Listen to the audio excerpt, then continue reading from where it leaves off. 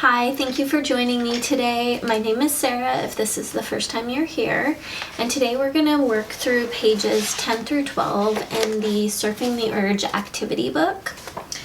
We're going to answer the very question, when is it okay to emotionally eat? This really is an important question to answer because in our society, emotional eating, aka eating our feelings, really has such a heavy blanket of shame over it that we often think it's never okay to eat with emotion involved or to emotionally eat. But the reality is that for those of us who have learned how to turn to food as a tool for coping with stress and emotions that are uncomfortable to feel, we really do need some type of coping tool. And sometimes food really is the right tool for us. So I'm going to start with reading just a couple sentences out of the book because it says exactly what I want to say. And that is, eating plays a vital role in regulating our mood and energy and cognitive function, the way we think. It's no surprise then that during moments of emotional overwhelm, we often turn to food for comfort and distraction. However, when relying on food becomes an unwanted coping mechanism, it's important to explore alternative strategies. And that's where we are today, is determining when is food a coping strategy we can lean into, and when do we need to look at some alternative coping strategies, so non-food based coping strategies. So I want to start by saying that making a commitment to address emotional eating in your life does not mean giving up food. It does not mean giving up pleasurable foods. It does not mean giving up the pleasure you experience when eating. And it definitely does not mean giving up the fact that you will never ever turn to using food as a tool to help regulate your mood and your energy.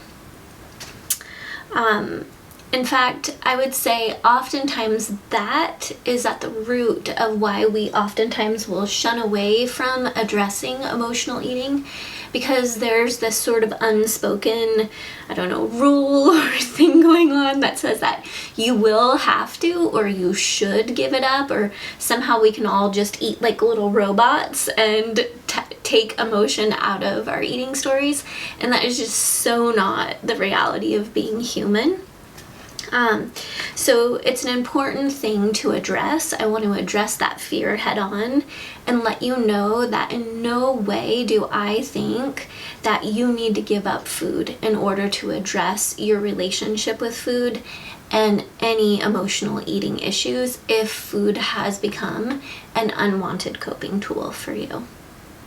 If food has become an unwanted coping tool for you, before you can really claim that you have, successfully gotten a handle on emotional eating, it's absolutely 100% essential to start to cultivate some non-food based coping strategies. This video is not about how to develop all those strategies.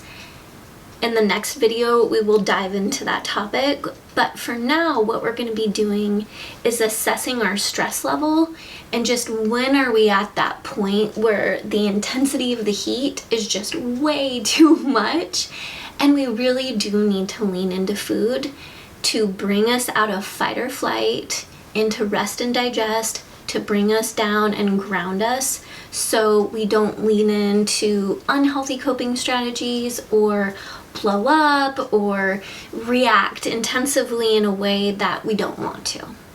All right, okay. So if you have your book, turn to page 12. I'm going to give some examples and walk through this exercise, but you can go ahead and work along with me, or you can just listen and then complete yours afterwards, which might work a little bit better considering it can oftentimes take some thought to complete this.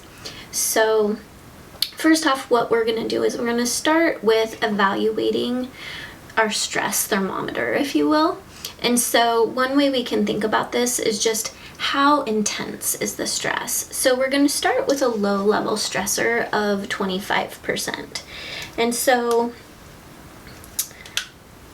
I'm going to give an example of a stressful event for me that made my stress thermometer at about a quarter full. So for me, recently, I have had a very long to-do list. Oh God, that camera I need to work on my setup, just so you know. So this is kind of tricky. What am I gonna do? It's caused me in my body, and so in my emotions, I've been feeling overwhelmed. And where do I feel this in my body? And this is key to really start to, as you're feeling this out, feel the emotion, because oftentimes we don't really register what level or what intensity of a stressful situation is and start to make the distinction and tease these things out. Or do we get grounded and connect with our body? Oftentimes when we're really feeling a lot of stress, as you'll hear when I talk about my 100% experience, we're flooded. We're completely disconnected from our body and we are not grounded at all. And so starting to connect with where we feel this in our body will help us also identify how intense the stress is for us. So having a very long to-do list. Oh, and what made that extra stressful is I did not sleep well the night before.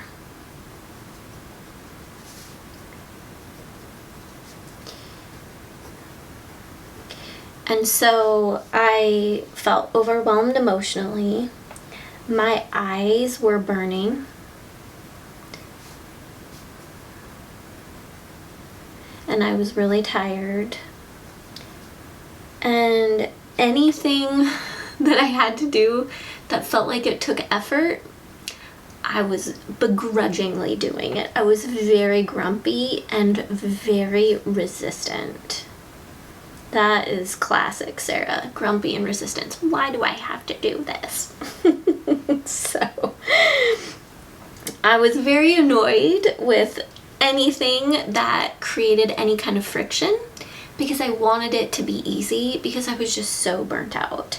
So I'm also gonna say that that long to-do list really kind of had stirred up some anxiety. And in regards to anxiety, I really feel it like heart racing,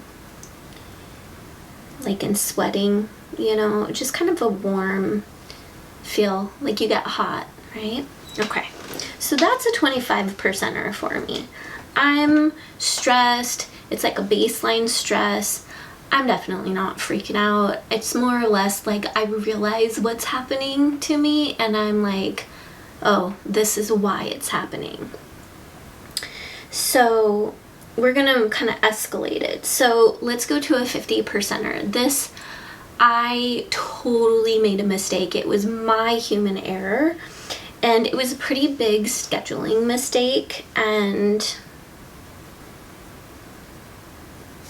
I'm really sorry if the camera is shaking. I will work on the setup for my next video. And that scheduling mistake, because I was worried I was gonna let someone down, really escalated the situation for me, because I didn't want to let this person down. So I was feeling some guilt and some shame, which often go hand in hand, and about letting someone down.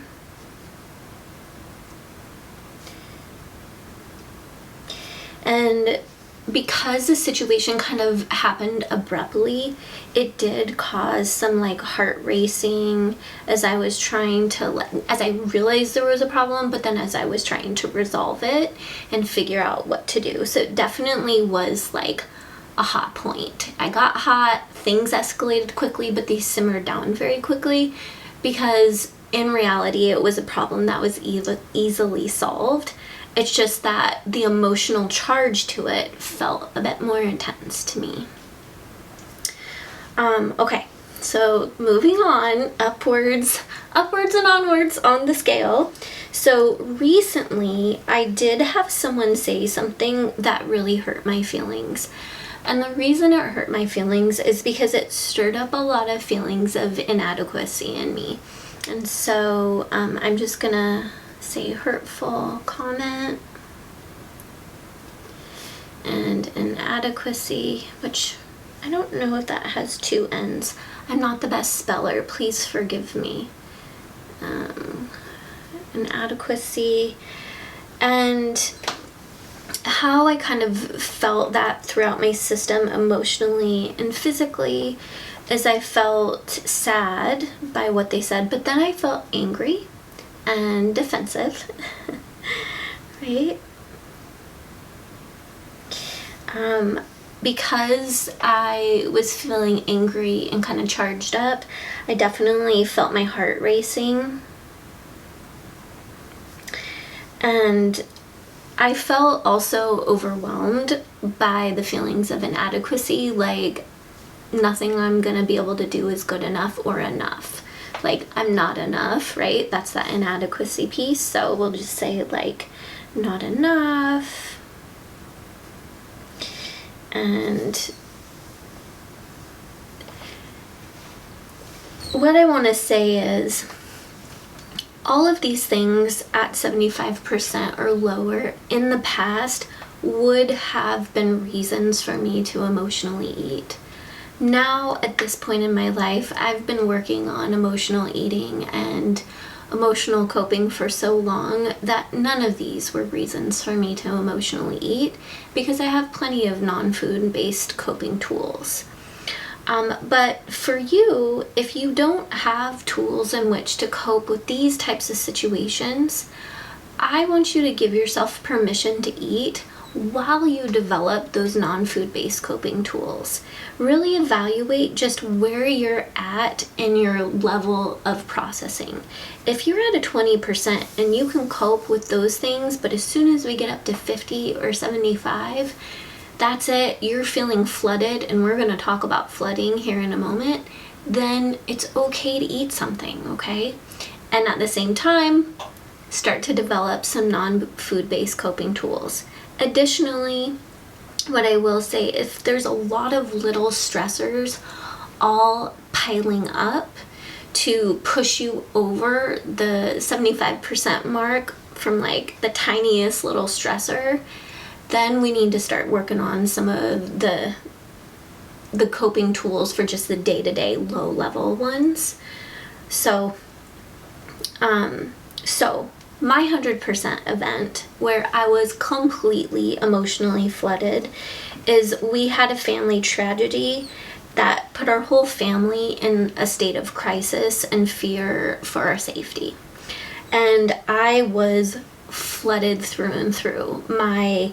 I was sweating, I was angry, I was afraid, I couldn't think straight, my heart was pounding, I could barely formulate words right, my vision was blurry. I mean, I was completely out of my mind with stress.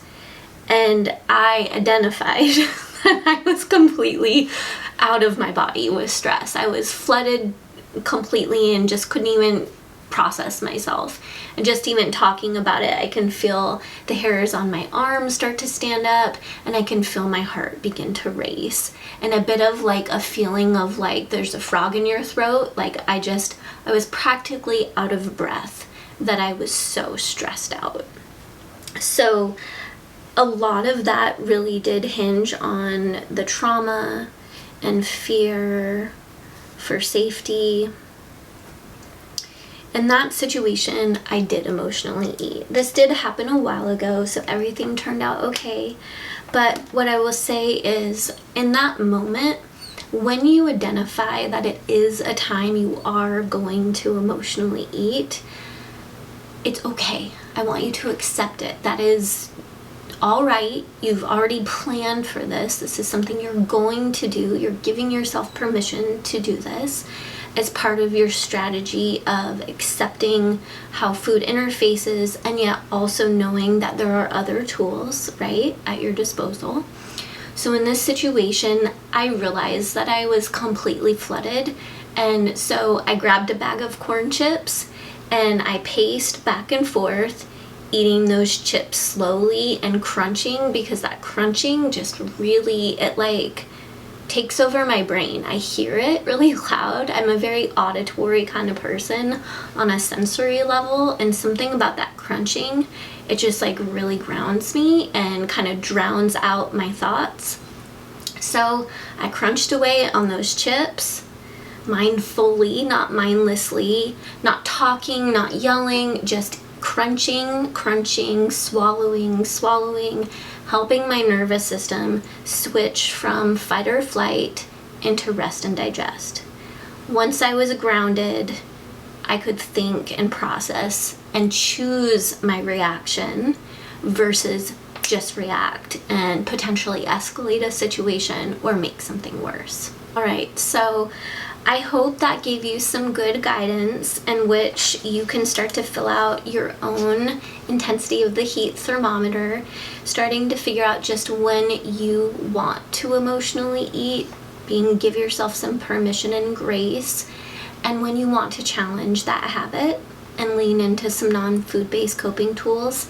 In our next video, which will be released not Wednesday, but not next Wednesday, but the following Wednesday, so basically every other Wednesday, if I can say that the longest way possible, I'm going to be addressing pages 110, 112, and 114, which we will dive deep into the topic of developing some non-food-based coping tools. So if you think that topic sounds interesting to you, of course, please subscribe to my channel and hit the little bell icon so you can be alerted to my next video. Thanks for joining me today.